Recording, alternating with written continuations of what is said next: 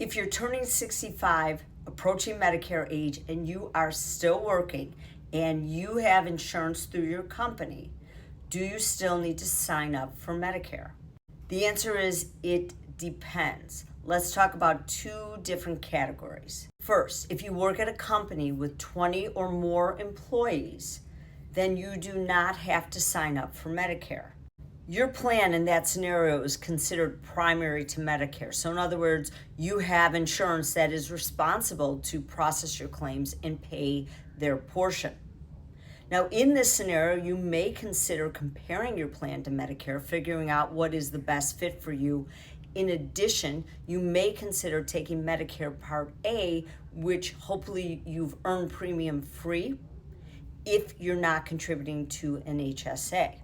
If you work at a company with 19 or less employees, then in that scenario, you're going to want to sign up for Medicare. Let me explain. When there's 19 or less employees, your plan is considered secondary to Medicare. So in other words, if you have a claim, that plan may not be on the hook to process and pay your claim. It may only have a responsibility after Medicare processes the claim, and then it could serve as a secondary payer. So you do not want to set yourself up in that position unless your plan has put in writing that they guarantee they'll remain as a primary payer for your claims. If you do work at a company with 19 or less employees, make sure you're not part of some multi-group plan, because if your group is, it's possible that plan is primary to Medicare, so you want to check that out. If your plan is willing to put in writing that they'll remain as primary, you can delay it. You will not have a penalty later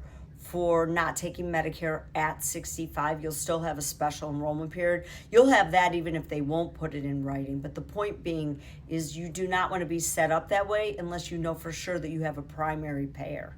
One caveat I want to add to both situations. There's new legislation. It's called the Inflation Reduction Act. It was passed a couple years ago. Different steps are being implemented in 2025. The most a Medicare beneficiary can spend on copays, coinsurance, is $2,000.